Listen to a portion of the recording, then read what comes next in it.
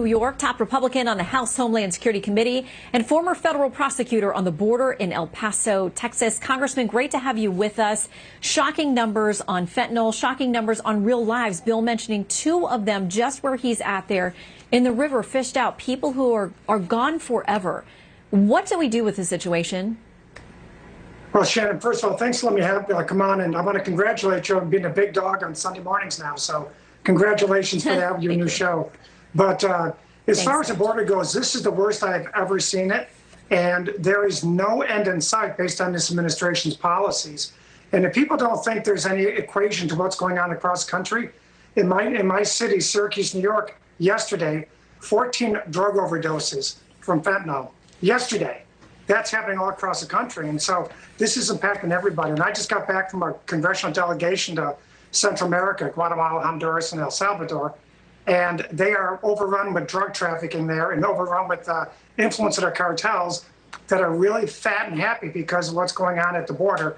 They're charging up to $10,000 a person to come across, and they're using that money to tighten the grips on the governments in Central America. And that's a real problem going forward.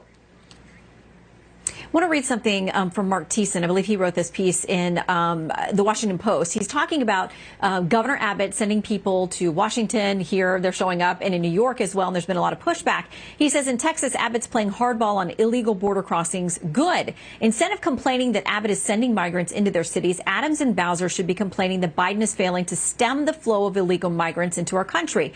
With his buses, Abbott is sending a message. Texas isn't going to bear this burden alone. But Congressman, you know, there's those on the left who are saying that we're playing politics with actual human beings and their lives by sending them on these trips. Your response?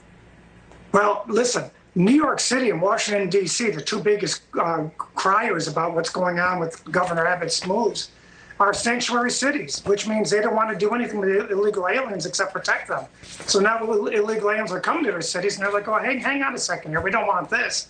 It's a height of hypocrisy.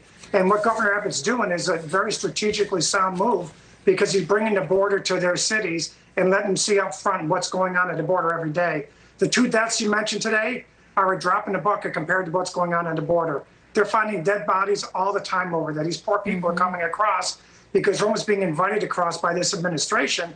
And then they sit there and throw their hands up there and say, why do we have dead bodies? Why do we have illegal aliens in our cities? Well, what do you think is going to happen? What do you think is going to happen with the drug opioid epidemic, which is at unbelievable proportions right now? This is what happens when you have these policies. And come January, we have a legislative agenda that I'm in charge of that is going to fix this. We're going to fix the border. We're going to have electronic surveillance. We're going to have more Border Patrol agents. We're going to finish the barriers, and we're going to get serious about the border. And we're going to stop this nonsense because too much is at stake not to do that. Okay, so our last Fox News polling on border policy and how the president's doing, 36% approve, 61% say they disapprove. I mean, across party lines, people think the president is getting this wrong. You referenced the legislative agenda. So if you win the House, if you win the Senate, what can you send to the White House that would get past both houses and that they would actually sign on to? Is that realistic? Well, it is if the numbers are right. And obviously, we got to win the Senate. It's highly likely we're going to win the House.